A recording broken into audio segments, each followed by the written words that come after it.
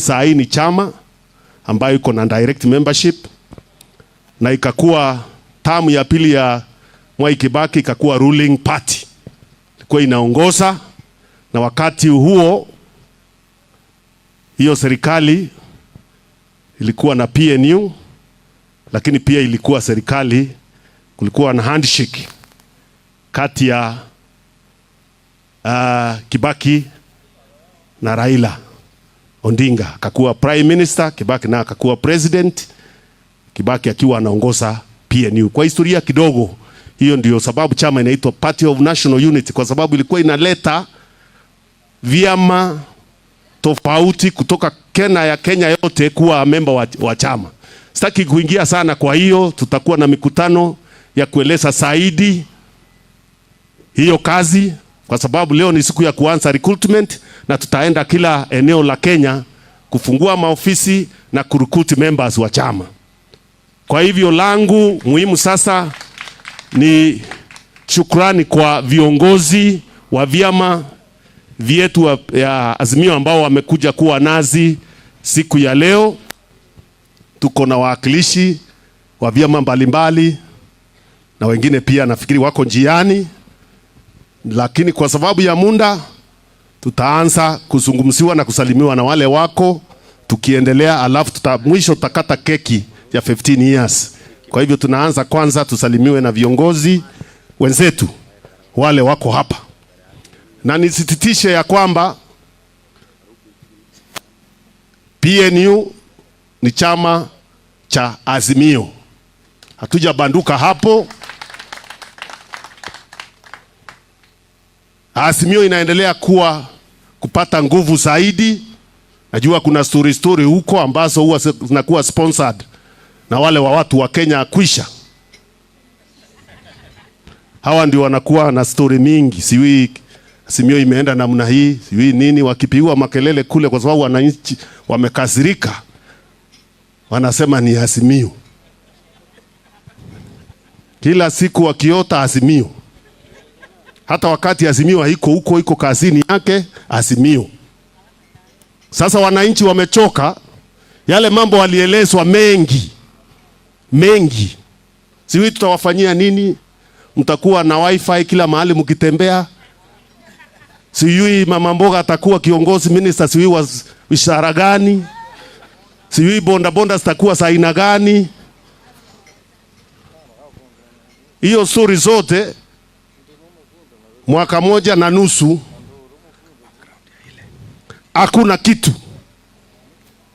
hakuna kitu tunaweza kusema hiyo serikali imefanya. Mimi huwa najiuliza nikiwa peke yangu, ni kitu gani moja muhimu naweza kutaja niseme serikali hii ya Kenya kwa kwisha imefanya.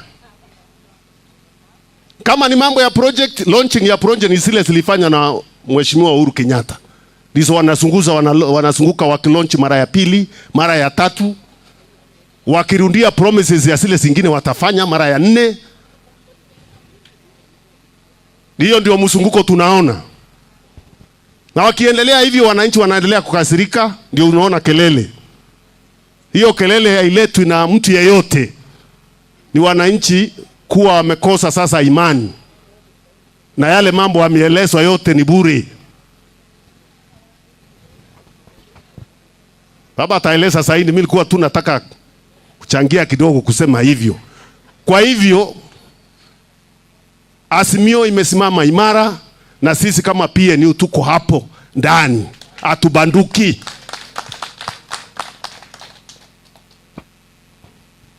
Tunaweza kubanduka namna gani?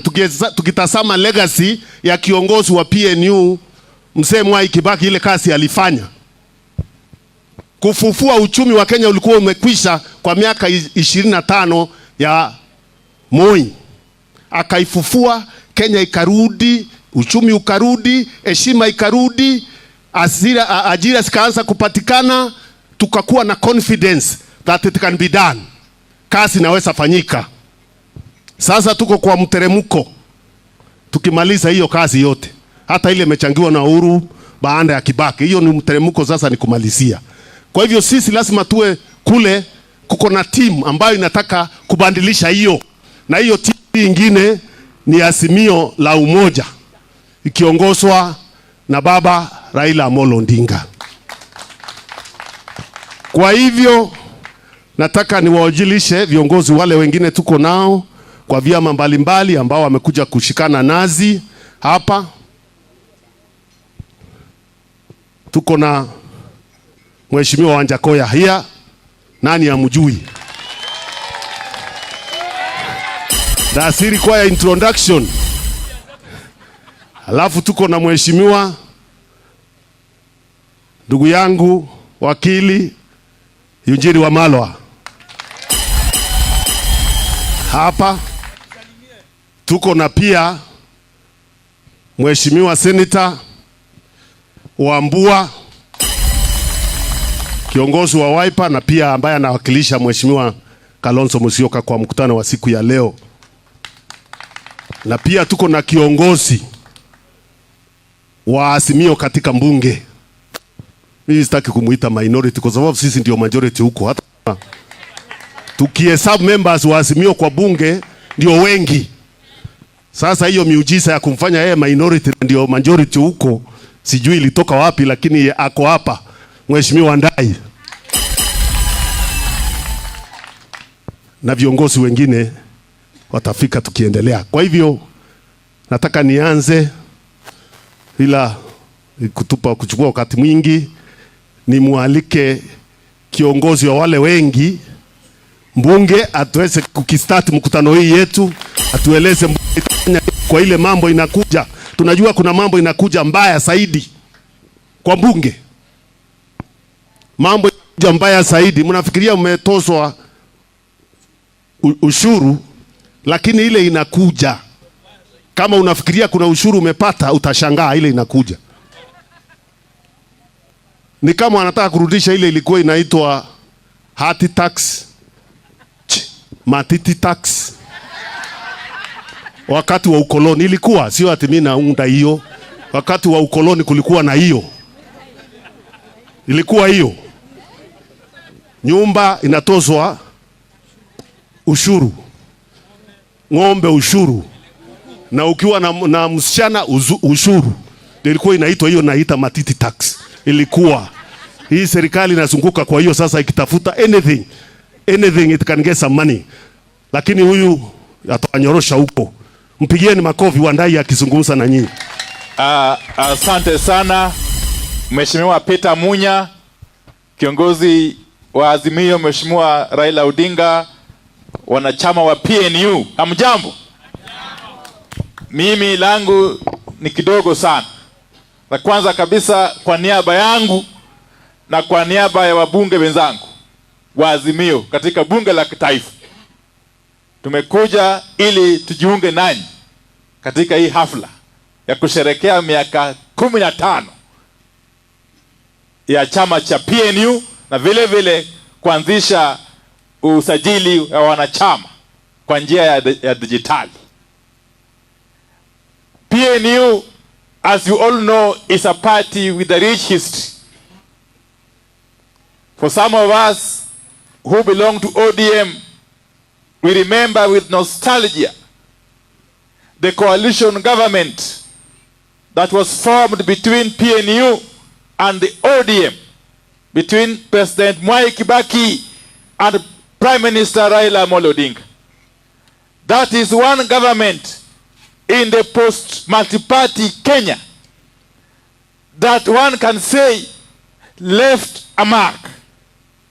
That is one government that for sure we can say moved this country from point A to point B. And therefore we are very proud to be associated with PNU. Especially today as you celebrate your 15 years of existence and as you launch your membership drive.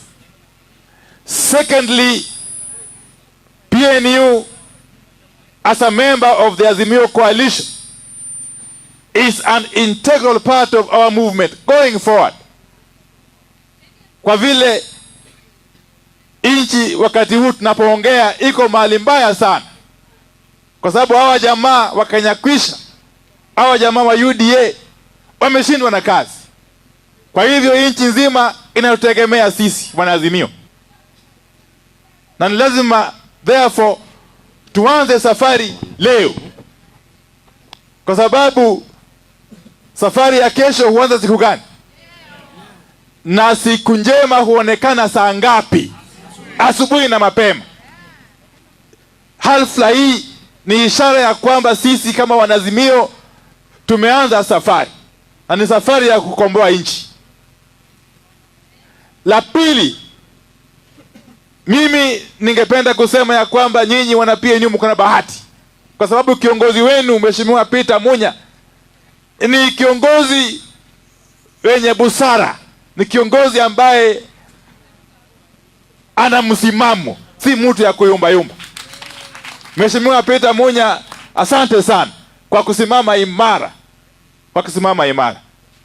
Mimi nawatakia heri na baraka, lakini la muhimu natarajia kwamba wakati wa uchaguzi ujao ukifika, vyama tanzu vya Azimio viwe zimekomaa sehemu zote, pembeni zote za nchi, na wakati huu tupate wajumbe wengi wa bunge la kitaifa katika chama cha PNU na wabunge wa county assemblies. Ndio tukiunda serikali ya Azimio tuwe na serikali ambayo iko na mizizi pembeni zote za nchi. Asanteni sana na Mwenyezi Mungu awabariki. Thank you very much. God bless. Pigieni Wandai makofi.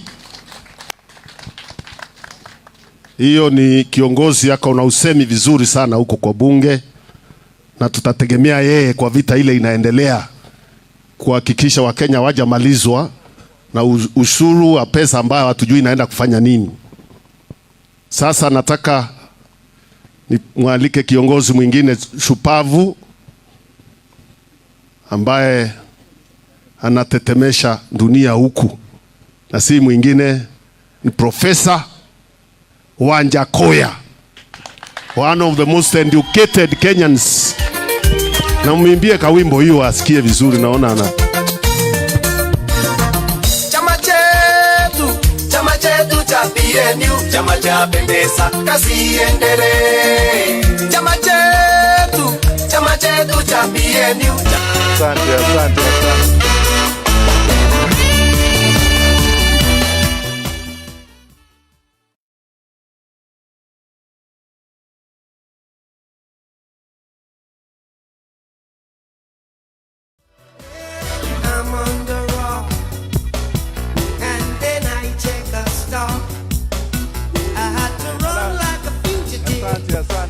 DJ. Najua nikimuona baba mimi huwa nachangamuka. Sijui ni kitu gani nilipata kwa baba.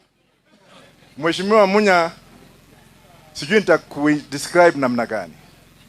One of the most honest, trusted, semeni honest, trusted, and direct. He speaks his mind. Mheshimiwa baba, unajua ukiwa mahali mimi utetemeka. Sijui ni figo ama ni nini, na hiyo kutetemeka kwangu ni furaha, because of baba tuko hapa, and because of baba I am alive, and because of baba hata wewe ndio ufanye namna hii kuniondoa kwa baba, wewe mwenyewe ndio utajiondoa. Mheshimiwa Eugene Wamalwa, Mheshimiwa pia Wandai, Mheshimiwa wa Kitui, nimekula kwako, najua vile uko na mrembo anatengeneza chakula mzuri. Ningependa kusema hivi. Kwanza ningetaka kumshukuru baba, na ningetaka kukosoa pia, sio baba. Na ningetaka kumuonya Mheshimiwa Munya kwamba ukienda Bungoma tafuta Eugene. Ukienda Bungoma tafuta baba. Ukienda Bungoma tafuta Wajakoya. Manake kule kuna mkatili fulani kule, sitataja jina yake, ambaye kazi yake ni kungojea wale wanasiasa wenzake wakienda Bungoma, anatengeneza mawe, na hiyo mawe anatoka wapi? Uganda. Na anatengeneza watu na visu kwenda kupiga wengine na kuangamiza kule Bungoma.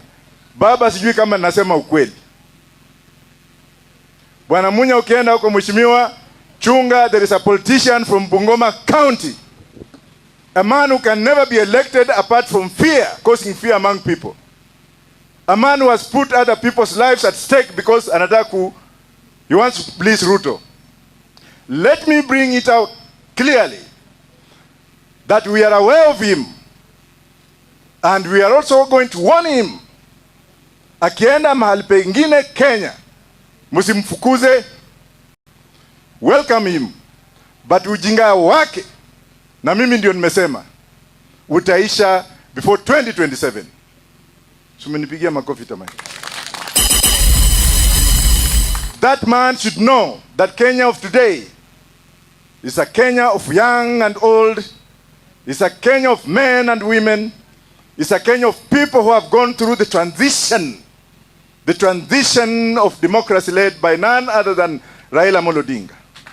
A man who has suffered, a man who has endured suffering, a man who has been in prison, a man who has been fed on so many things, but he refused to die because his spirit is still alive. It's because of that spirit of Raila Odinga that all of us are here. It is because of that spirit that some of us want to smell and get away with a bit of it, so that we can come to self-realization.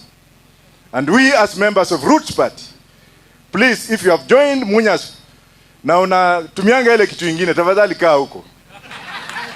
Tutakuhitaji huko, maana najua hata kwa kina Munya kule, wakati nilikuwa natangaza kuwa rais, nilikuwa nataka kuwapelekea kiwanja hapo Isiolo, ndio sasa tukimea ile ingine na hii ingine tunatoa hapo tukipeleka huko nje. Lakini baba atakamilisha hiyo, kwa sababu baba aliniambia akichukua ataweka kitu kingine hapo Isiolo. Surely baba, I want to ask you openly, notoriously and in front of everybody, kwamba watu wa Isiolo or Isiolo County, Isiolo should be made the capital city of Kenya. Nimesema ama sijasema? Na Nairobi should remain an industrial city. Because with Isiolo being a capital city of this nation, the people of Meru, the people of Garissa, the people of any other neighboring from Mount Kenya will have easy access to the international market. Kutakuwa na kuajiriwa kazi pale, mahospitali zitapandwa pale, zitajengwa pale, punda mtu haitakufa kutoka ukikija Nairobi. Na hiyo mimi namuomba baba afikirie, because baba, you are the president. Ilichukuliwa tu lakini you are the president. Na hii yote ni malilio ya watu wa Roots Party, ili wa Meru mahali wamekaa, Wakamba ambao wanatoka Eastern, Waria wote mahali walioko, na Waislamu wote ambao wako pande hiyo, wawe na access to the international market, because what they are producing today can help this country rejuvenate economically. We can move on because Nairobi is congested.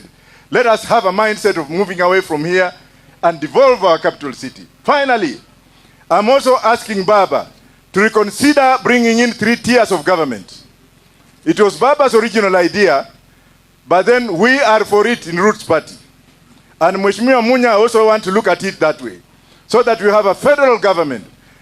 Federal meaning regional government, so that we can have counties within a state. So that we can have counties within a state. Ndio Wakuria wawe na county yao, Wateso wawe na county yao, watu wa Saboti wawe na county yao, lakini kwa mrengo ya state, so that we have regional governments. Pale taxation will be easy. We shall have fair taxation. We shall have regional taxation, state taxation, and every state will be given its obligation and duty. We cannot take a county like Narok, which produces rice or wheat, hides and skins, meat and milk and tourism. Pesa ambayo inatoa pale inapelekwa central government ili wapewe kidogo. Hiyo ni uongo. Watu wa Narok wanatakana wakae kwa county yao, wakiwa na regional assembly Nakuru, ili waseme kwamba ile pesa ambayo imetoka county yetu hapa, how do we develop this first to us, so that we could have a national ceiling. Na nimesema hivyo, tafadhali siku nyingine nitaongea na Munya. Ukija kwetu Kakamega, kuna mrembo wa nyumbani kwetu huyu, tafadhali ukija kwetu Kakamega, kuanzia leo kurecruit, utalala kwangu. Sema utalala kwangu. Asanteni sana baba. Nitalala kwako. Thank you very much. Mimi ni mgeni wake, nitalala kwake. Si ndio? Hayo ni muhimu, ni urafiki. Na unaona chama chetu kiko kila mahali. Huyu amekuwa memba miaka mingi. Hawa ndanda wamekuwa wanchilisi kutoka zamani. Kwa hivyo sasa nataka nimwalike rafiki yangu wa miaka mingi, hata wakati alikuwa kwa hii kazi ya hawa watu, hawa marafiki hapa, alikuwa kwa hii kazi na sasa ameendelea mpaka yeye ndio the celebrated senator wa chama cha Wiper, ambaye ni kiongozi ameheshimika sana uko Senate, na pia yeye ndiye atawakilisha Mheshimiwa Kalonzo Musyoka hapa, ambaye ametembea, atatueleza zaidi. Mheshimiwa Senator Wambua, mpigieni makofi akija. Sijui kama kuna wimbo yake pia.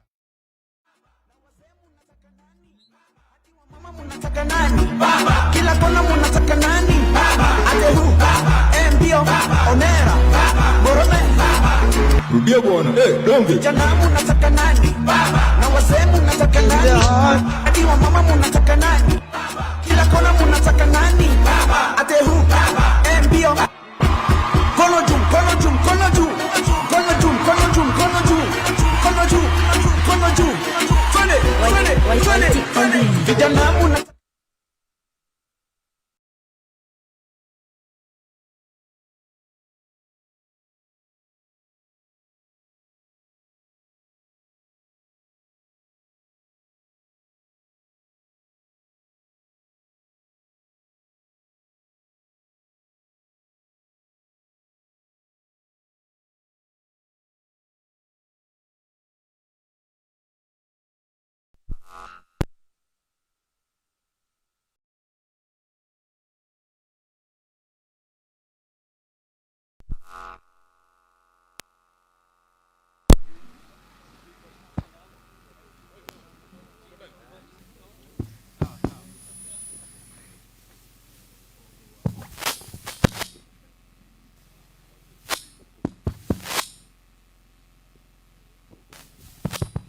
Thank you. Asante sana. Kupitia kwa kiongozi wetu wa Azimio One Kenya Alliance, the Right Honorable Engineer Raila Odinga, party leader wa chama cha PNU, my brother, my friend, Waziri Peter Munya, na viongozi wa Azimio ambao mmefika hapa siku ya leo, the National Executive Council of PNU. Nataka niwasalimie mchana wa leo. PNU, PNU, kazi iendelee, kazi iendelee. Asante sana. So sisi tumekuja hapa siku ya leo kwa mwaliko wa party leader wenyu kuja kusimama na nyinyi kwa hafla ya leo, as you launch the digital registration of membership across the country, and as you also celebrate 15 years of your existence. Tumefika leo kwa furaha kubwa. Nakuja leo kwa furaha kubwa kwa sababu sisi kama wanaazimio, tukiona an affiliate member of Azimio moving in the right direction, tunajua coalition iko imara. Nimefika hapa leo kama mwakilishi wa party leader wa chama cha Wiper, His Excellency Dr. Stephen Kalonzo Musyoka. Amenituma nikuje nimwakilishe leo kwa sababu ameenda safari kidogo, na akasema leo ni lazima nikae hapa, nikae na nyinyi katika hafla yenu. Akasema nikifika nilete salamu zake. Umezipokea? Asante sana. Ya pili, niseme mimi nitakuwa na maneno matatu ambayo nitasema alafu nikae. Ya kwanza ni kuwakumbusha vijana wa PNU, kama mngesikiza ingekuwa mzuri sana. Kama ungesikiza ingekuwa mzuri sana. Because the things I'm saying about your party are very important. Hiki chama cha PNU kwa historia ya siasa za Kenya, it has made history as a party that was formed only 3 months into an election, and formed government. Kama unakumbuka vizuri, PNU ilitengenezwa around September of 2007. Just a few months, a few days, a few weeks into the December elections. Na vile kiongozi wenyu amesema, wakati ule between September 2007 and January 2008, the only member of PNU was one President Emilio Stanley Mwai Kibaki. Wengine walikuwa ni affiliate members kama vyama, Ford Kenya, Ford People, KANU, DP. They were affiliate members of PNU. Then after 2008, the party was registered. It grew. Na msisahau historia. Nilikuwa naambia kiongozi wenyu, msisahau historia. Uhusiano wa PNU and Wiper as political parties dates back to the registration of PNU. If you remember, in January 2008, after the disputed presidential elections results, it is Wiper that joined PNU to stabilize Kibaki's government. Alafu there was, after that, the coalition government, or the government of ODM and PNU and Wiper on the other side. Ndio sasa ikafanya kazi, and we all know, those of us who have been in politics and studied the politics of this country well, that perhaps remains the only government that served Kenyans the way Kenyans are supposed to be served by their governments. So uhusiano wa Wiper na PNU, it runs deep. Nimeambia kiongozi wenyu, in fact, our relationship is so deep that all our colors are the same. Wiper is royal blue, white and red. PNU is royal blue, white and red. So we are one and the same people. The second thing that I wanted to say, sisi kama wana Wiper, we strongly believe that the salvation of this country in the leadership lies within Azimio. Outside Azimio hakuna maisha. Outside Azimio is Kenya kwanza na ni shida ambayo tuko nayo sasa. Kwa hivyo sisi tunataka tuone PNU beyond this registration party leader. We want to see a strong PNU. We want to see a very strong ODM. We want to see a very strong Roots party. We want to see a very strong DAPK party. We want to see a very strong Jubilee party. Because as a coalition, we are as strong as our weakest affiliate party. Sisi wale ambao tunasoma Biblia, nikienda kumaliza, najua Mungu alifika mahali, Yesu alifika mahali alipokuwa anapaa kwenda juu mbinguni. Akaambia wanafunzi wake, sasa mimi nimewaacha huku, lakini sitawaacha kama watoto yatima. Nikishafika kule kwa Baba, nitawatumia Roho Mtakatifu, atawaongoza kwa maneno yenu. Na akifika, muanze kueneza Injili. And begin in Jerusalem. Mukitoka Jerusalem, muende Judea. Mukitoka Judea, muende Samaria, and the rest of the world. Sasa mimi nataka kusema hivi siku ya leo, kwa sababu nyinyi mmeanza kujisajili kidijitali, na hiyo kitu imeanza Kenya mzima. Sasa mimi pate leader wa PNU, kwa sababu PNU iko na Jerusalem yake. Mimi nataka PNU pale Jerusalem muende mshike Jerusalem ikuwe strong na imara kabisa. Because mkishika Jerusalem ikuwe imara, Azimio iko imara Jerusalem. Si ndio? Mkitoka hapo Jerusalem, muingie hapo Judea. Sawa sawa? Hiyo mshike ikuwe sawa sawa. Azimio, that is the only way that Azimio is going to win the next election with a landslide.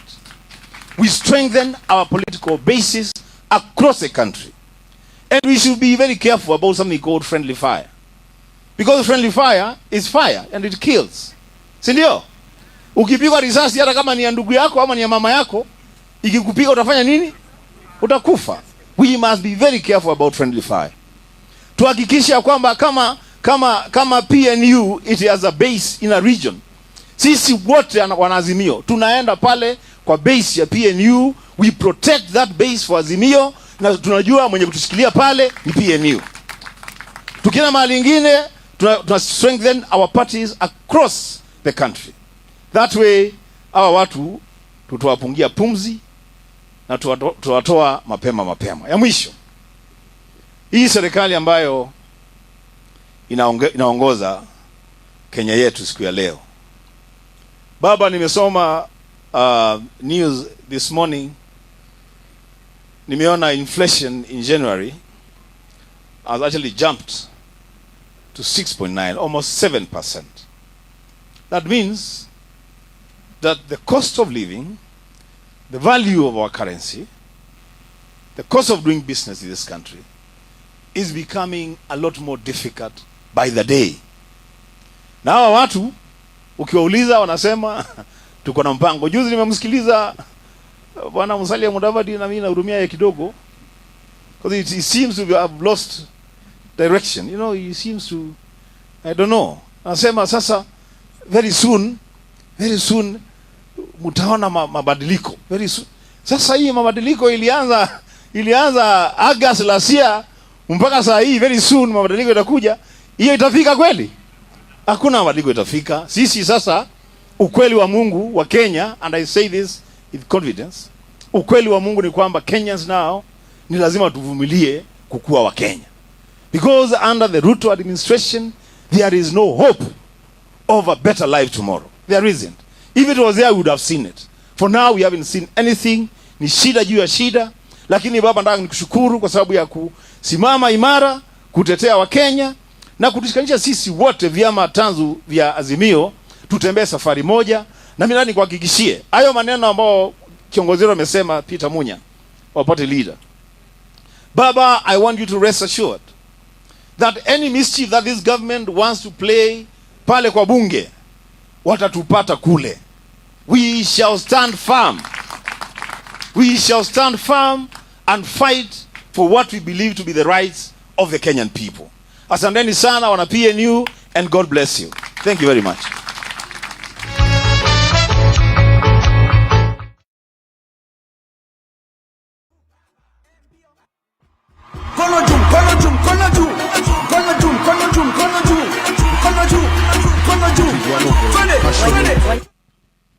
Promoters of Azimio, and I did, believably so, because this country is losing hope, and there is nothing worse than losing hope. You can lose everything else, but when you start losing hope, you can have challenges, many challenges, but as long as you believe you can overcome them, because that is hope. But citizens across the country, especially the young people who are cheated that this government has an agenda for them, those are the ones losing hope very quickly, because they can't see. When they look ahead, they see darkness. And it is not enough when you go to meetings to tell them, keep quiet. Mimi nataka. Mimi nataka. Unataka. Na wao wanataka nini? Umewauliza wanataka nini?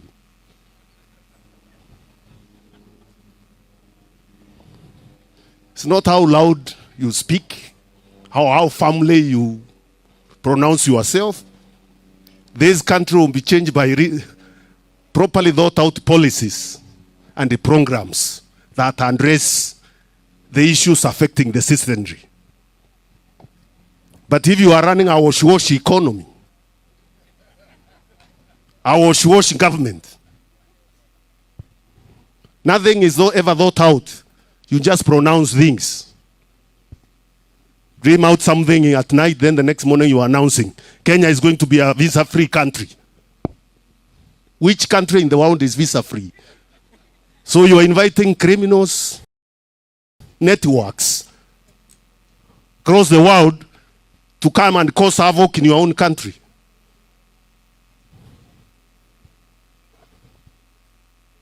Criminal networks, because there is no way. I mean, international relations is reciprocity. If a country is friendly to you, they give you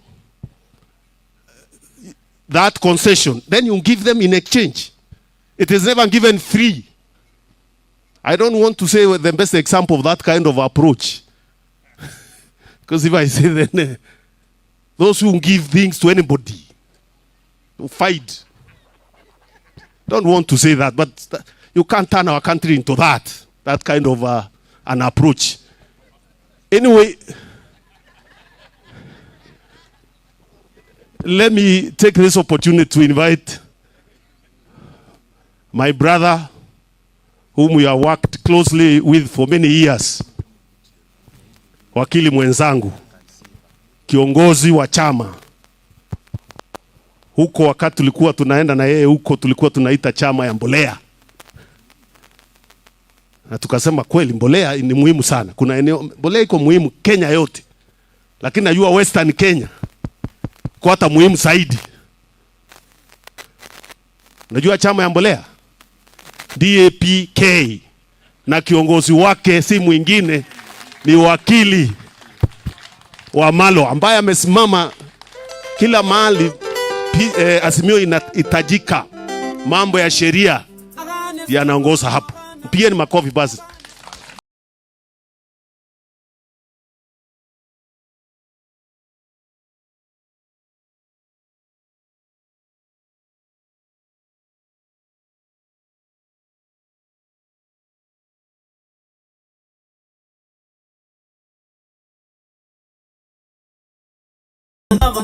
DJ, asante sana. The Right Honorable Raila Odinga, the second Prime Minister of the Republic of Kenya, na party leader wetu PNU, ndugu yangu Peter Munya, party leader Roots Party, Mheshimiwa Senator Wambua, Mheshimiwa Wandai, na NEC members wa PNU. Hamjambo. Happy birthday. PNU. Sisikii mkisema sawa PNU. Ujue mimi nilikuwa mmoja wenu, nikiingia bunge niliingia kama mbunge wa kwanza wa PNU upande ule wa Saboti. Nikiwa mbunge mara ya kwanza ni kupitia chama cha PNU. So hiki ni chama changu kilinipeleka bungeni. Si nimekuja nyumbani basi. Nikiwa waziri pia mara ya kwanza nilikuwa waziri kupitia chama cha PNU. Kwa hivyo nikija hapa, I'm very proud, party leader wa PNU, wakili mwenzangu, waziri mwenzangu, kusema ya kwamba I'm very happy to be here today to witness the 15th anniversary of a great party in the Republic of Kenya. Nami nasema PNU is a great party sababu this is the party of Mwai Kibaki. This is the party that brought free primary education in the Republic of Kenya. This is the party that brought the Vision 2030. This is the party that brought us the new Constitution 2010. This is the party that brought us devolution.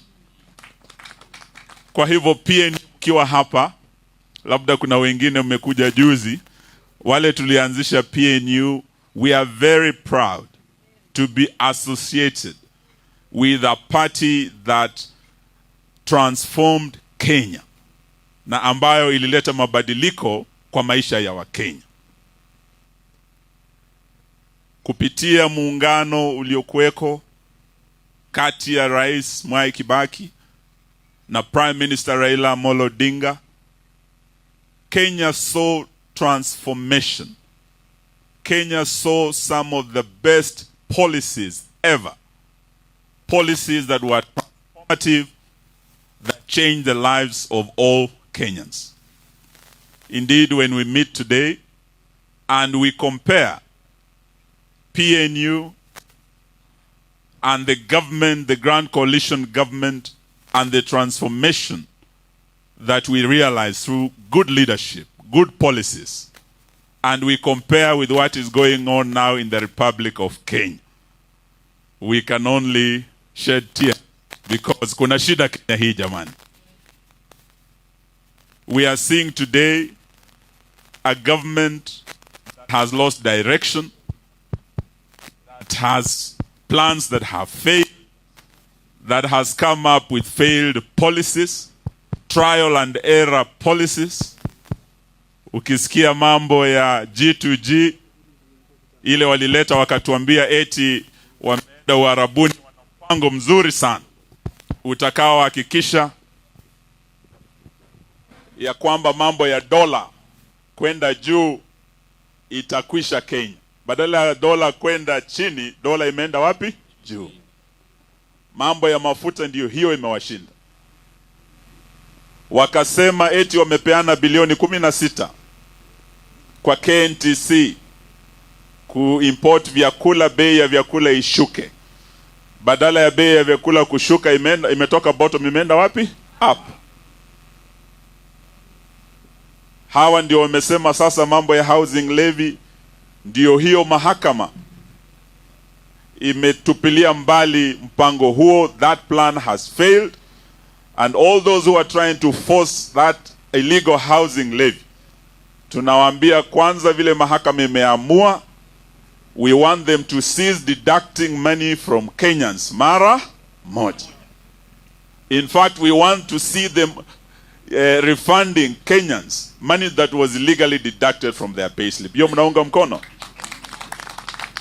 All those are failed policies ambazo ukiangalia zile sera ambazo PNU and the Grand Coalition government ilileta, kuna tofauti kubwa, ni kama usiku na mchana. And there's one good professor in Oxford who once said that science without policy is still science, but policy without research is gambling. What we are seeing today, as my brother Munya has said, roadside declarations, so-called policies that are ill-researched, that are failing day by day, we can say what we have is really gambling with the lives of Kenyans. Kwa hivyo tukija hapa kusherekea PNU, let us also celebrate the greatest achievement PNU ilituletea apart from good policies. PNU brought us national unity. And it is indeed a party of national unity. Under Mwai Kibaki and Raila Odinga, we saw a united nation. We saw leaders who said Kenya is bigger than all of us. And they sought through the handshake to unite the country. These were selfless leaders. What we are seeing now is a total turnaround from what we saw. We have selfish leaders who are dividing the nation into a shareholder and non-shareholder Kenya. When the presidency under Kibaki was a symbol of national unity, the presidency under Ruto and Gachagua has become a symbol of national disunity. And that is why we celebrate the party of national unity that brought unity in the Republic of Kenya. Sitaki niseme mengi, leo ni siku ya kusherekea. Pia ni siku ambayo tuko hapa kama wanaazimio, tukiwa na kiongozi wetu wa Azimio, kuhakikishia Wakenya ya kwamba we are united and we seek to unite this country. Just the way PNU is a party of national unity, Azimio ni chama cha kuazimia umoja wa taifa letu. Na hatutakubali tugawanywe ama tugawanyike. Azimio letu ni kuunganisha Wakenya, taifa hili liwe taifa moja la Wakenya wote bila ubaguzi ya shareholders na non-shareholders. So hilo ndio jambo nataka tukiwa hapa tusherekee. Na tuseme watu wa PNU, we would like to see a stronger PNU. Vile launch mambo ya registration leo, sisi wana DAP pia tuko tunafanya hiyo registration, wana ODM wanafanya hivyo. Tuko na Roots hapa na Kenya, Wiper, kila chama twataka tuwe na msisimko mpya, tuwe na vyama tanzu vilivyo na nguvu katika taifa, kila kona ya Kenya. Because a strong PNU, ODM, Wiper, DAPK, Roots na Kenya will be a stronger Azimio. That is why we are here to celebrate this. Mukianza hii hatua, we want to encourage you, murudi nyumbani. Naona umetoka pembe zote za Kenya, nimeona kina mama kutoka Pwani, hata tumeona msichana wetu kutoka huko Kakamega. Tuataka murudi nyumbani, musajili wanachama. We want a strong PNU and a strong Azimio. Mtafanya hivi.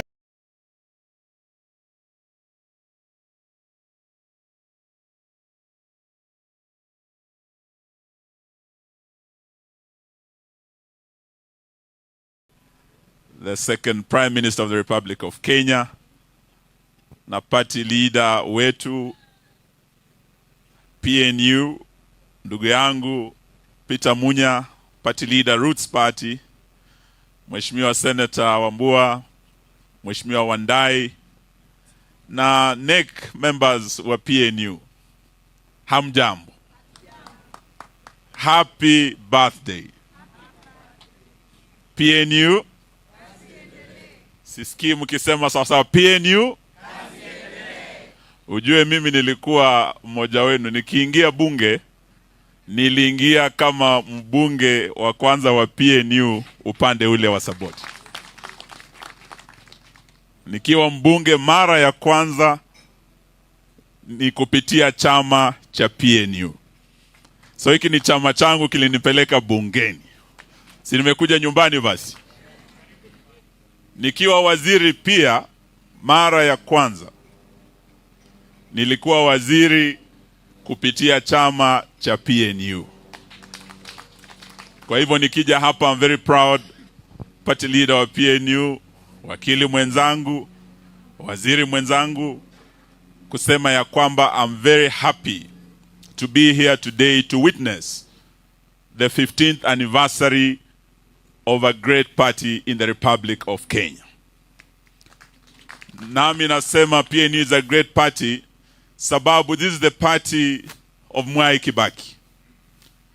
This is the party that brought free primary education in the Republic of Kenya. This is the party that brought the Vision 2030. This is the party that brought us the new Constitution 2010. This is the party that brought us devolution. Kwa hivyo PNU kiwa hapa, labda kuna wengine mmekuja juzi, wale tulianzisha PNU, we are very proud to be associated with a party that transformed Kenya na ambayo ilileta mabadiliko kwa maisha ya Wakenya.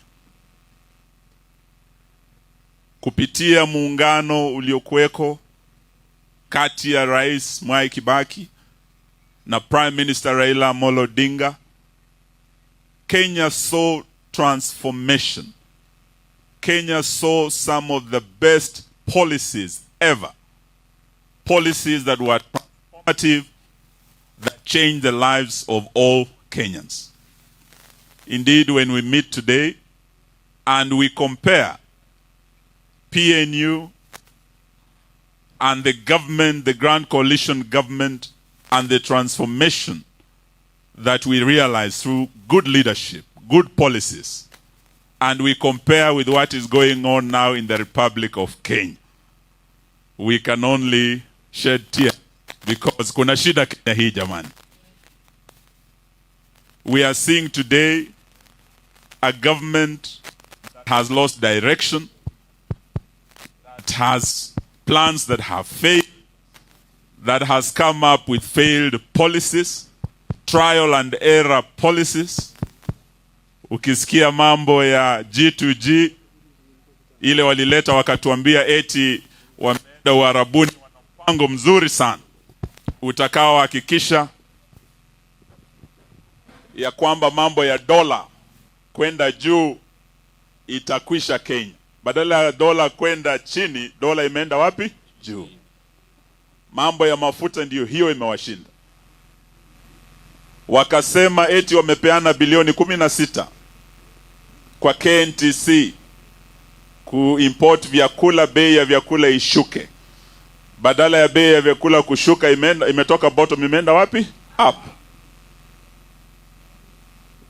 Hawa ndio wamesema sasa mambo ya housing levy ndio hiyo mahakama imetupilia mbali mpango huo. That plan has failed, and all those who are trying to force that illegal housing levy, tunawaambia kwanza vile mahakama imeamua, we want them to cease deducting money from Kenyans mara moja. In fact, we want to see them refunding Kenyans money that was illegally deducted from their pay. Hiyo mnaunga mkono? All those are failed policies ambazo ukiangalia zile sera ambazo PNU and the Grand Coalition government ilileta, kuna tofauti kubwa, ni kama usiku na mchana. And there's one good professor in Oxford who once said that science without policy is still science, but policy without research is gambling. What we are seeing today, as my brother Munya has said, roadside declarations, so-called policies that are ill-researched, that are failing day by day, we can say what we have is really gambling with the lives of Kenyans. Kwa hivyo tukija hapa kusherekea PNU, let us also celebrate the greatest achievement PNU ilituletea apart from good policies. PNU brought us national unity. And it is indeed a party of national unity. Under Mwai Kibaki and Raila Odinga, we saw a united nation. We saw leaders who said Kenya is bigger than all of us. And they sought through the handshake to unite the country. These were selfless leaders. What we are seeing now is a total turnaround from what we saw. We have selfish leaders who are dividing the nation into a shareholder and non-shareholder Kenya. When the presidency under Kibaki was a symbol of national unity, the presidency under Ruto and Gachagua has become a symbol of national disunity. And that is why we celebrate the party of national unity that brought unity in the Republic of Kenya. Sitaki niseme mengi, leo ni siku ya kusherekea. Pia ni siku ambayo tuko hapa kama wanaazimio, tukiwa na kiongozi wetu wa Azimio, kuhakikishia wa Kenya ya kwamba we are united and we seek to unite this country. Just the way PNU is a party of national unity, Azimio ni chama cha kuazimia umoja wa taifa letu. Na hatutakubali tugawanywe ama tugawanyike. Azimio letu ni kuunganisha Wakenya, taifa hili liwe taifa moja la Wakenya wote bila ubaguzi ya shareholders na non-shareholders. So hilo ndio jambo nataka tukiwa hapa tusherekee. Na tuseme watu wa PNU, we would like to see a stronger PNU. Vile mmelaunch mambo ya registration leo, sisi wana DAP pia tuko tunafanya hiyo registration. wana ODM wanafanya kiongozi bwana Wandai, wacha nikueleze. Tuko na roots hapa na Kenya. Taxes governments. Kila chama waende wasome katiba ya Kenya vizuri. Sio kama ni mawakili wamekosa ama ni nini. Agricultural produce cannot be taxed by the national government unless there's value added products when they are being processed. If you process them, they become something else. You have added value. Then you can tax VAT. But raw agricultural products, it's only the county government that is supposed to tax what it costs, says. And the single business license that they also charge for those who are selling those things wherever. And what you pay at the market level. Now the national government tax everything else. It is not raising enough money for its wash programs. Now it is going down there to look at ni banana ngapi umeleta kwa soko, mama mboga umeleta mawele kilo ngapi, mama mboga ile ng'ombe yako imbata masiwa ngapi. Sasa hii mama mboga, na wewe ulichukua serikali ukisema mama mboga ndio unaenda kusaidia, misigo yote umeanza kumwekelea, umempeleka, umefuata, sasa unampeleka fuata kwa nyumba yake. Pale anaweka kuku, pale anaweka mawele. And the truth is you won't raise any money because you have to expand the economy for it to produce money. Now when you are killing the economy, you won't get any money. So I don't understand why you think you'll get money. Nikimalizia, mimi najua serikali yetu ilienda ikatuachia IMF na World Bank. Sasa ndio wanatuongoza. Hawa ndio sasa wanaongoza policy zao. Naambiwa fanya hivi, usipofanya. Na unajua hiyo ndio nyinyi mlikataa. Wewe na Kibaki mkasema hapana. Lazima tuchukue uchukani tuongoze Kenya yetu sisi wenyewe, kwa sababu sisi ndio tunajua tunaelekea wapi tuweze kuenda mbele. Now our country is captured. It's captured by those who are there. Real capture, state capture. Wachana hiyo mnaambiwa. Real state capture is now. Every sector of the economy imeshikiliwa na hawa wash people namna hii. They have invited the foreigners to come also work with them in mruking us. That is why no sector is performing. Hakuna, niambie sekta moja. Nieleze moja ile inafanya kazi. Ni gani? Sekta ya kilimo inafanya kazi. Kahawa ndio hiyo tuliambiwa katero inafukuzwa sijui nini. Hata wale walikuwa wananunua wakafukuzwa. Sasa tuko chini huko. Majani chai inaenda hivi. Hata pesa wakipata ya kigeni wanakata dola za wakulima wanaweka. Hiyo tunajua. Hiyo sekta iko hivi. Manufacturing naona wakifunga. Soon we are going to be in ICU. That's why we are saying we can't wait. And that's why we are saying Baba utatuongoza tuweze kuokoa Kenya. Si ile yao ile. Ni sio hiyo yao hiyo. Tuweze kurudisha uchumi wetu pale ilikuwa iko, tuweze kuenda mbele. Otherwise tukiendelea hivi sijui tutakuwa namna gani miaka ingine 3. Wangapi wanasema tushikane hivyo tuendelee namna hii? Wangapi wanasema Azimio iendelee kusimama imara? Wangapi wanasema PNU endelee kuwa kwa Azimio tukienda mbele? Na tusiwe na wasiwasi na kuwa na agenda ya parokio. Sisi tunatoka huku, sijui hawa wanatoka wapi. Ukitoka huko na mwingine anatoka kule, ndio unapata nini?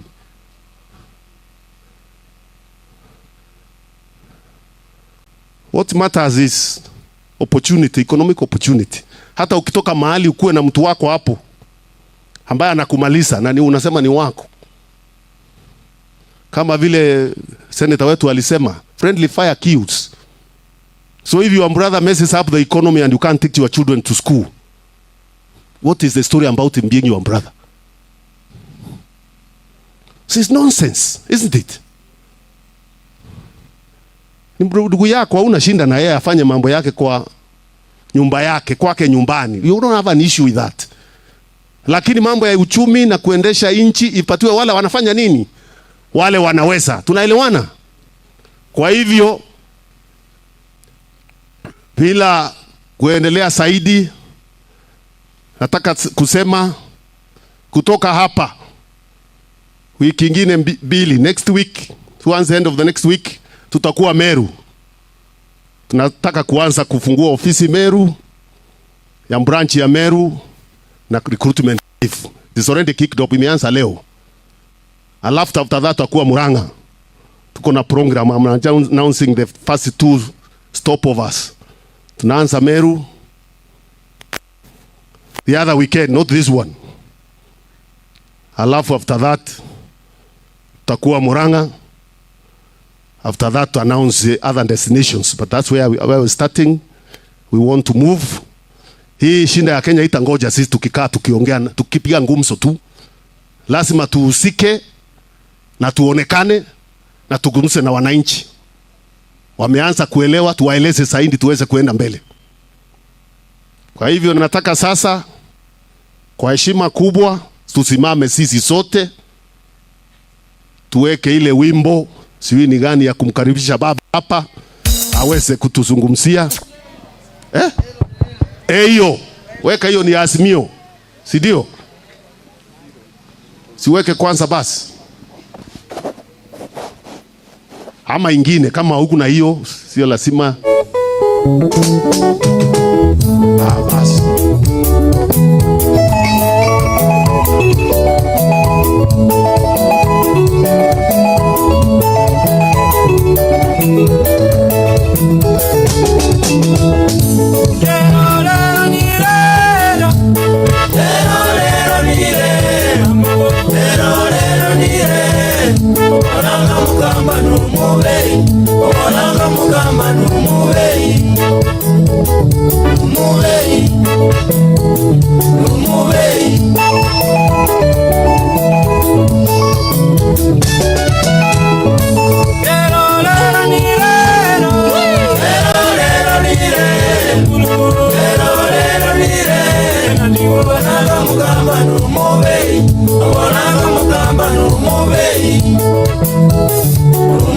DJ.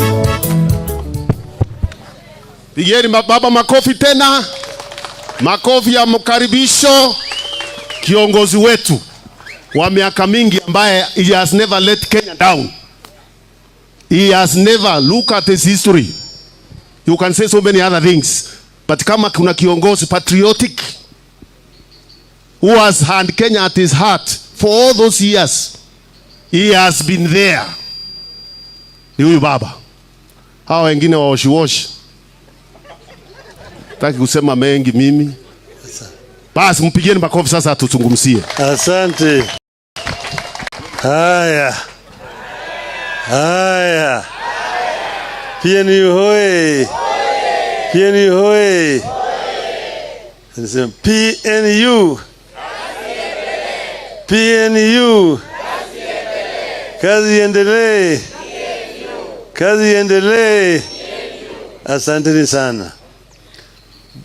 Kiongozi wa PNU na viongozi wengine wote ambao wamefika hapa siku ya leo. Viongozi wa PNU pande hii, hamjambo. Hamjambo tena. We've come at the invitation of Mr. Munya kwa hii hafla ya leo ya PNU. And we are very happy to be here today. Because PNU is part of our history of multi-party democracy.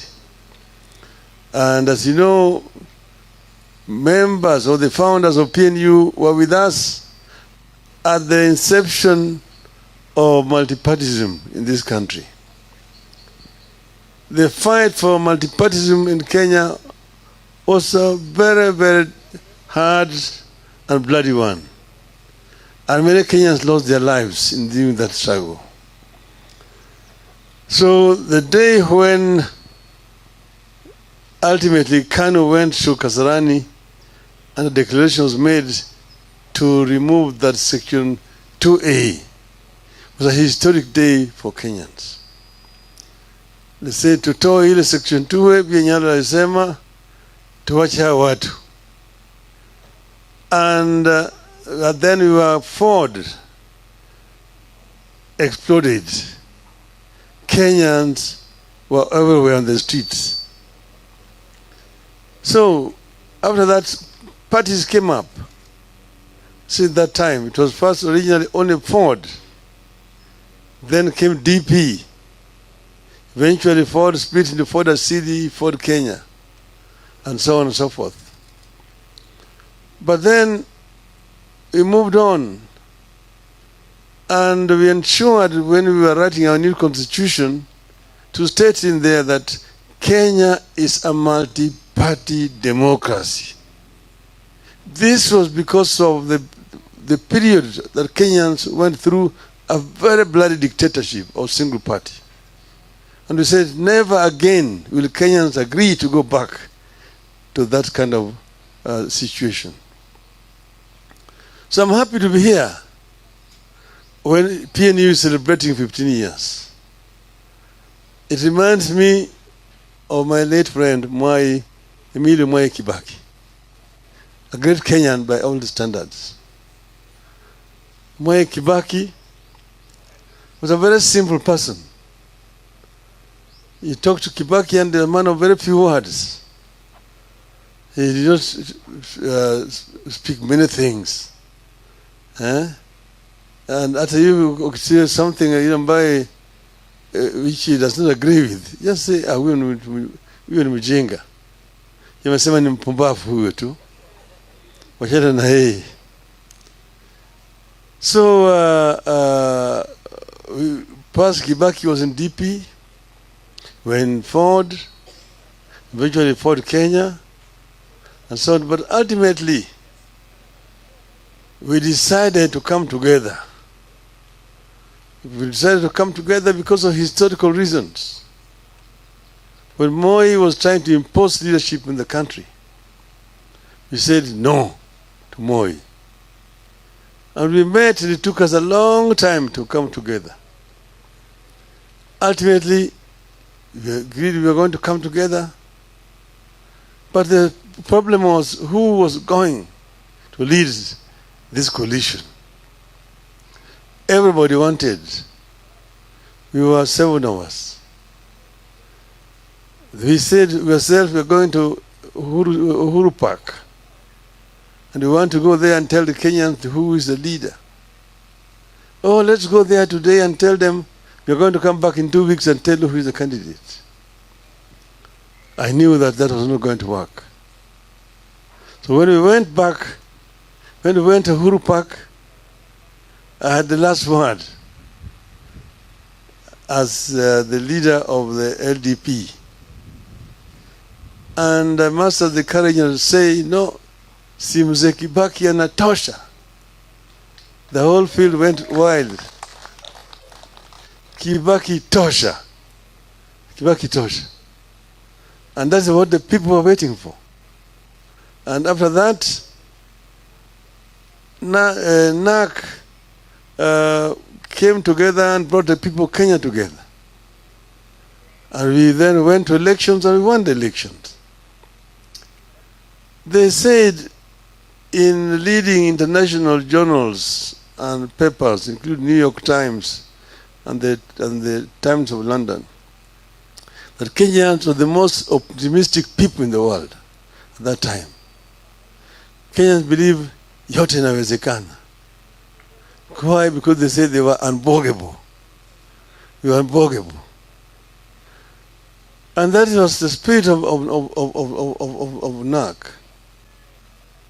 And unfortunately, because Kibaki had suffered the accident, Kibaki was infirm. Some opportunists took charge and created an ideology of split. These are basically the elites around Kibaki. They're the ones who created the blood in NAC, which ended with the eventual split of NAC. And that is why we had a problem at Bomas of Kenya. And then why we ended up with oranges and bananas. And then since we ended up with ODM and PNU.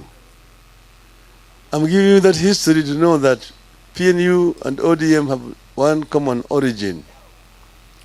They are children of NAC that we had formed. So I come to you here as a leader of a sister party, ODM and PNU are sisters, okay? And but there's nothing wrong with party splitting. It's a normal thing. Even if you go to Europe, you have these things. Even in the USA, it's the same thing. And parties profess different ideologies. But that is the need. That is the what you call the diversity of society that we need. Pluralism. If you go to the UK, you go to the Liberal Party, you have the Democratic, you have the Labour Party, you have the Conservative Party. The US, there are several political parties. You want to hear of the Republicans and the Democrats, but there are very many other political parties in the United States of America. So we have here in our place, we're going to form a coalition that we call Azimio. Azimio is a coalition of several political parties that have come together. And this is because of our current political history and situation. And Azimio is as strong as its constituent parties are strong. A house cannot be strong without strong pillars. Hiyo hema pale mko hapo haiwezi kusimama kama hakuna hizo mlingoti ambaye imeshika hizo pembe.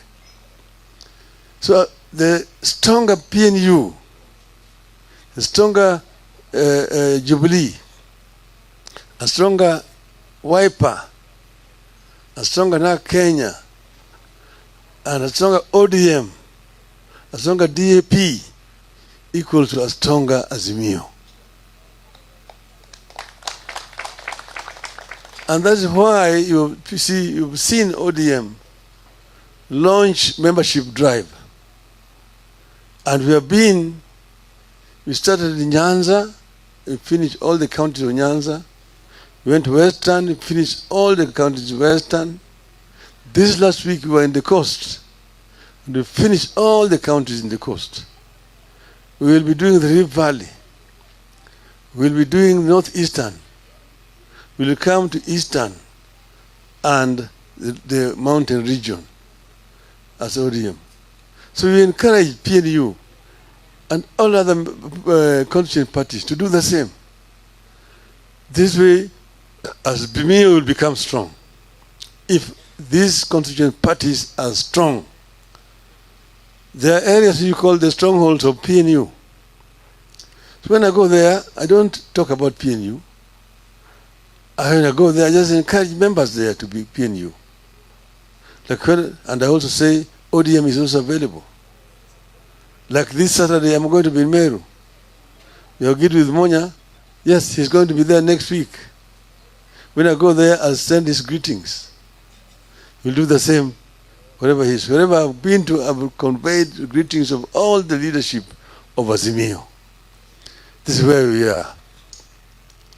But currently, this regime is failing because of poor advice.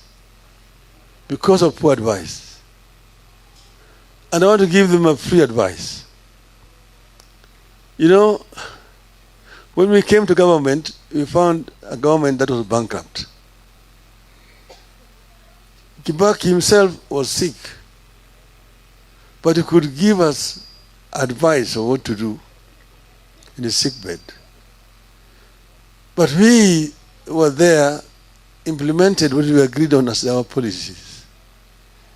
Like, for example, we had promised the people that we are going to implement a free primary education from day one. When we entered, we found a bankrupt economy. But Kibaki told us, because we had promised this to the people, we must implement it. We must implement it. He was in this sick bed when he was talking to me. And I went and told our people, we must implement free primary education this first term. It was January. And we started implementing free primary education from the first year that we went into government, because it was a promise. And immediately the enrollment shot up. The facilities were overwhelmed. There were no classrooms. Children were learning under the trees. People enrolled up to 84-year-old, Mr. Marubi. But we said it will go on. Then some donors began to come up. USAID, DFID, so come to give us assistance to put up structures, classrooms, and so on and so forth. It was implemented, and eventually it became a true success. The issue of this housing problem that these people are struggling with is not a new thing. It is in our manifesto as Azimio. They didn't have it in their manifesto. They borrowed it, but they don't know how to implement it. Us, we knew how to implement it. You see, when I was at the beginning, I was a minister for roads, public works, and housing. Housing was in my docket. Roads was in my docket. Public works, all the public buildings were in my docket. First, I traveled all across the country. I went to all the districts at that time. The first 3 months. I was looking at the status of roads. I was looking at the status of public works and housing generally. I came back and wrote a paper which I presented to the cabinet. And I said that for this government to make an impact that people can see that there's a change in our country, I need more money in my docket.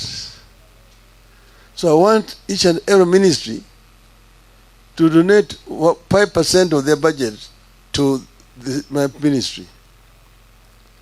Some members in the cabinet opposed me. Members supported me. And Kibaki supported me. So my ministry was given more money for this program. And that is how we began to, because most of the roads in the country were dilapidated. Those have been tarmacked. And we had only 9,000 kilometers of tarmac roads. Of those 9,000 kilometers, 45% was in deplorable condition, requiring complete recarpeting. But I needed more money to build new roads.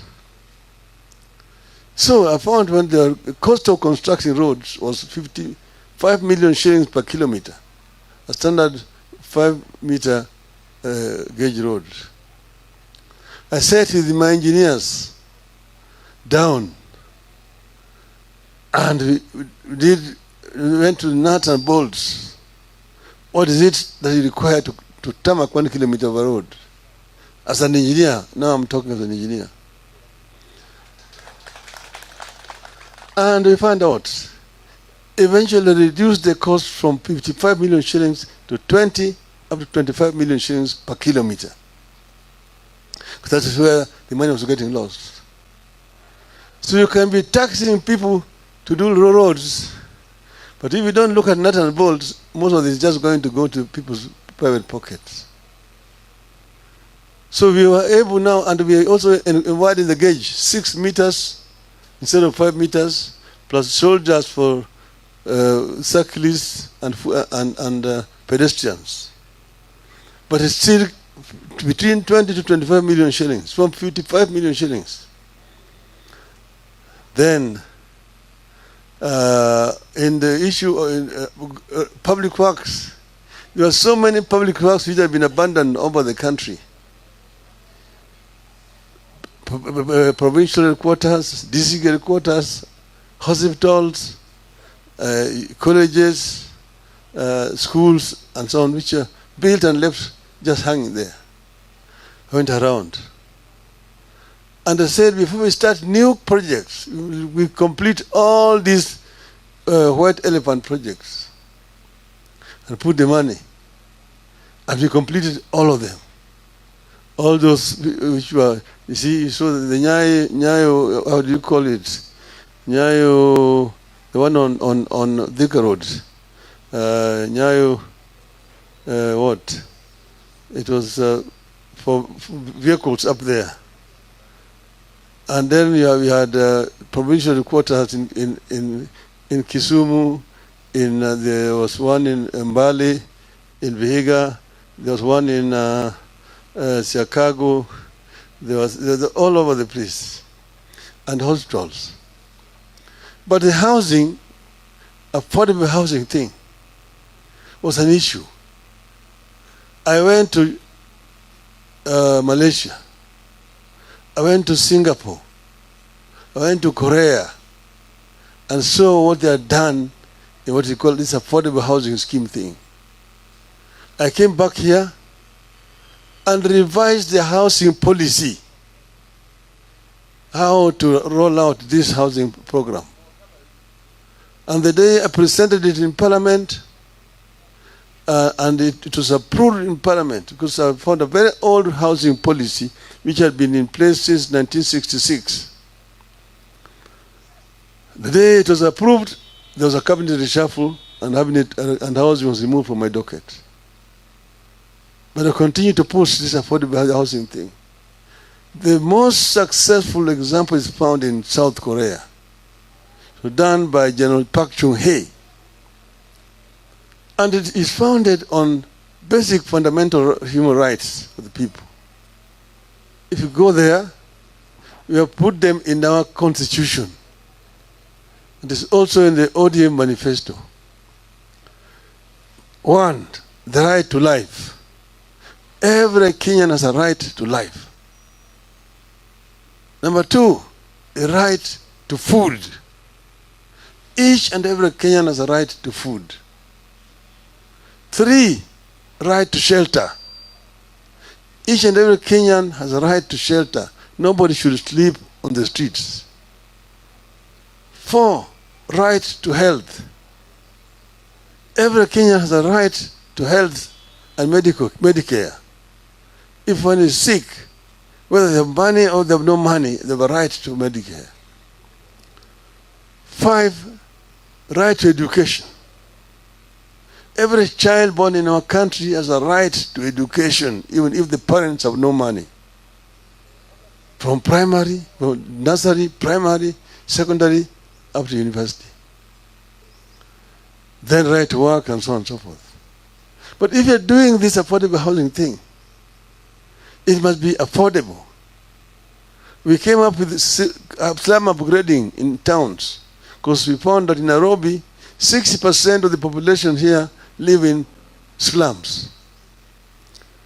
And we started with Kibra, which was in my constituency, to do slum upgrading, that program.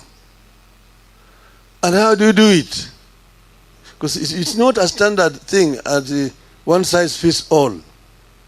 That you have got one design of flats or apartments, and people are paying so much, and you're going to deduct to go and construct. First, you're solving basic problems. You're solving the problem of shelter, housing. But secondly, you must also solve the problem of work. 3, the problem of education. 4, the problem of health care.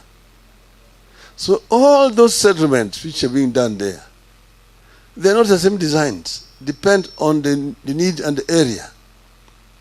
Here, people are going to be living here. Where are they going to work? Where is the market? Where is the health center? Where is the school? So it becomes one community. One community. So these people have a place where they're going to work. Like in Kibera, the program we came up with, it has not been implemented. We're going to put up apartments. But we're also going to put up shops where people will work and create wealth. Then there's going to be a market where they will take their wares. There's going to be a health center. There's going to be a school for the children. That's what you call integrated development. And people apply, those who want houses. Some of them are made to pay a deposit. The government made provision in the budget for rolling out this program countrywide. So there are definitely beneficiaries who are going to benefit, who will, and will not lack beneficiaries, who will come voluntarily to agree, 10% I will pay, 15% I will pay. But not that each and every person must pay, whether you're going to benefit from this program or not. You must pay. Even if you have a house already, you don't need a house. You must pay. Upende, usipende. Hiyo lugha ya upende usipende tulizika na katiba mkongwe. Hatutaki kusikia tena. Hatutaki tena kusikia mambo ya upende usipende. Hiyo ilienda na nyayo. Kwa hivyo sisi wa Kenya, kama mnataka tufanye hii maneno, watu waketi chini. Let us have a proper dialogue, a national dialogue of how this program is going to be rolled, so people own it properly. Let people understand what you want to do. Then it will be owned. When we were making transformation with Kibaki, we convened a conference at Bomas of Kenya. 1 week. It was called The Kenya We Want. The Kenya We Want. And people dialogued and agreed what needed to be done in our country. But then we also set up a think tank, which is called NESC, National Economic and Social Council, which was a think tank where people, experts from Malaysia, from Singapore, from Korea, from Britain, and we had also experts from within the country here. NESC was meeting once every 3 months to come up with ideas. It's through NESC that we came up with Vision 2030. It's through NESC that we came up with the idea of SGR, LabSet, this Konza city, ICT city in Konza, tourist centers, economic processing zones. Those were thought out clearly, things which were clearly thought out, how they are going to be rolled out in the country. Think tank, NESC was meeting every 3 months, co-chaired by Kibaki and myself. Most of the time, Kibaki will chair the first meeting, but I will chair all the other meetings. I chaired the last NESC meeting in February 2013. It has not been held up to today. So this is running around without any think tank, no thinking, just tutafanya hii, tumeandika katika manifesto yetu, but nobody is thinking. This regime is moving like a blunt person in the highway. It is very unfortunate indeed. Azimio.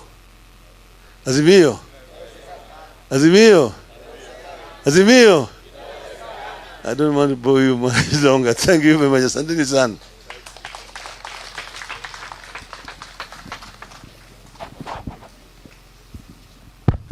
Thank you.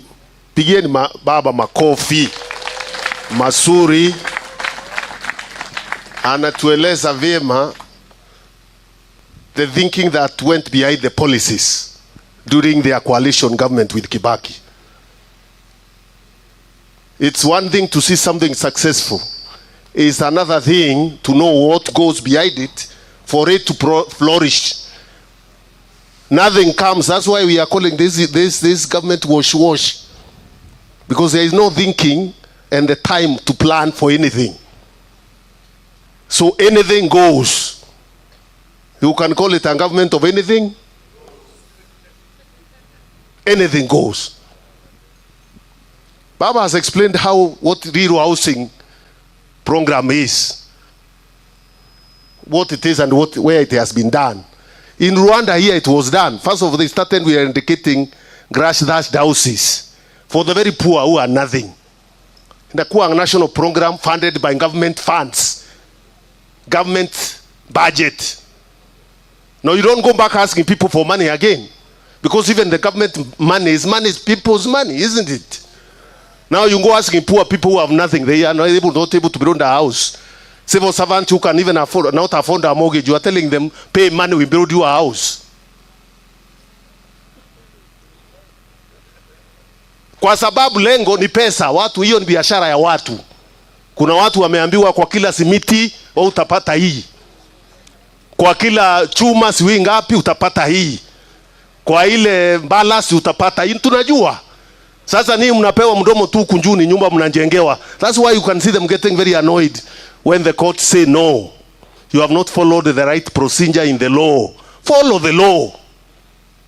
You want to do housing? There is a process. Follow it. Wanakuwa very annoyed kwa sababu kuna commitment somewhere.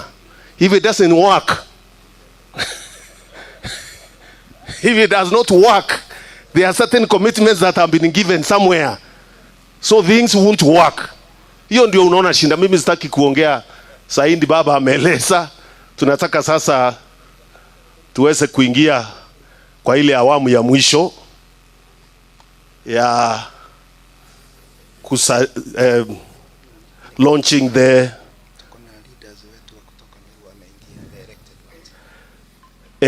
launching ya celebration na ile kukata keki. Lakini nilikuwa nataka tu nionyeshe viongozi wapya wale wameingia kwa chama yetu wajulikane tu.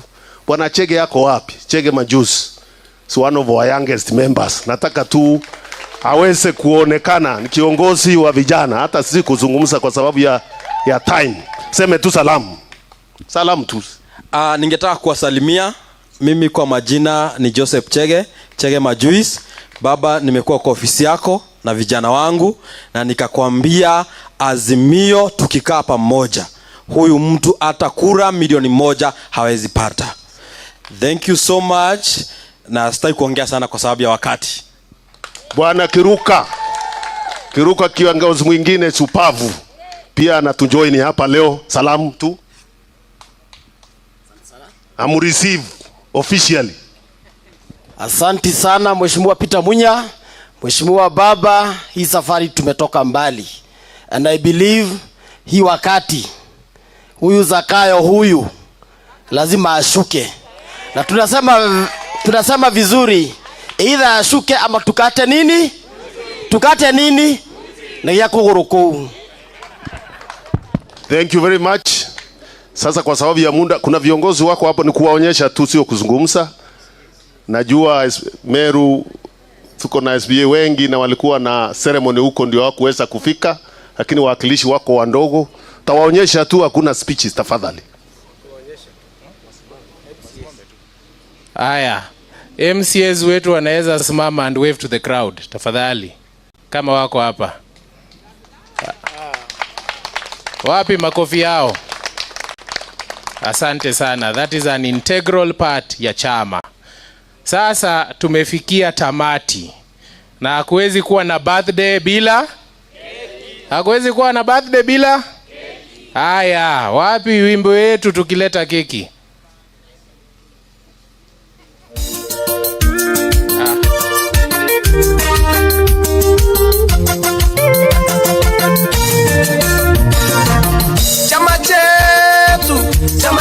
Cha PNU, chama cha pendeza, kazi endelee. Chama chetu chetu cha PNU, chama cha pendeza, kazi iendelee. Chama chetu cha PNU, Nairobi, kazi Kenya iendelee. Mombasa, chama chetu cha PNU, Meru, kazi Kenya iendelee. Nakuru, chama chetu cha PNU, Laikipia, kazi Kenya iendelee. Kisumu, chama chetu cha PNU, Naivasha, kazi Kenya iendelee. Na Embu, chama chetu cha PNU, Naluya, kazi Kenya iendelee. Wakamba, chama chetu cha PNU, kazi Kenya iendelee.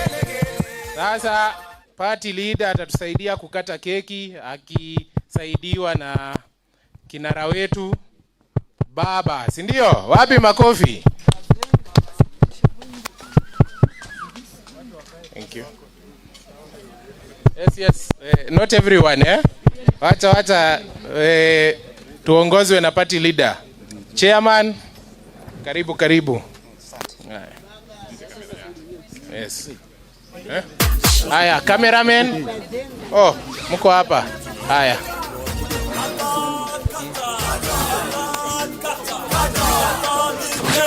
Haya, msifunike. Haya. Okay. Haya, cameraman ndio hawa. Haya. Asante.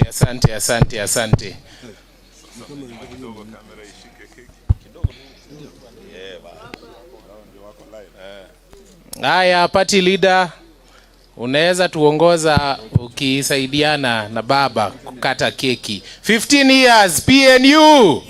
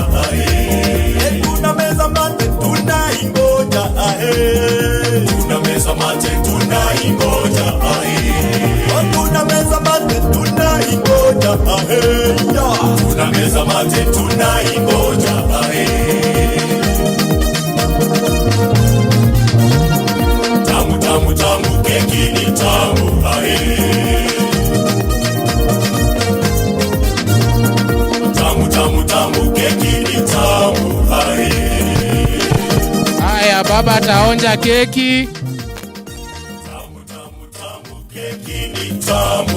Yo, baba anaonja keki ya PNU at 15. Thank you very much, Chairman.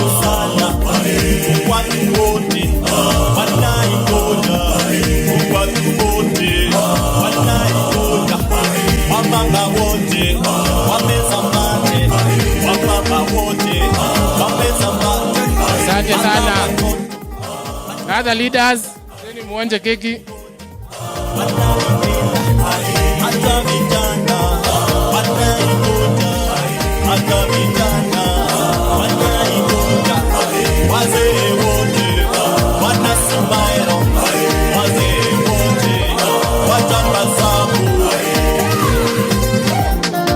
Mchezo wa meno hakuna kucheza na miguu, bali mchezo wa meno. Anaitonya keki kwale.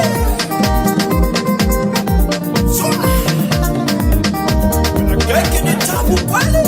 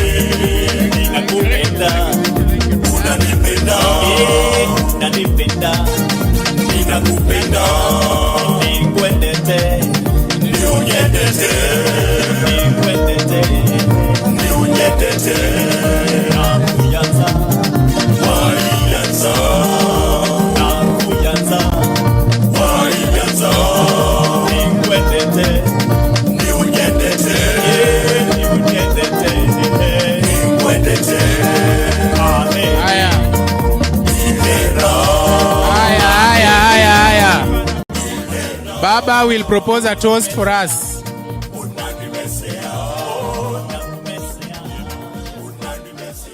Hello.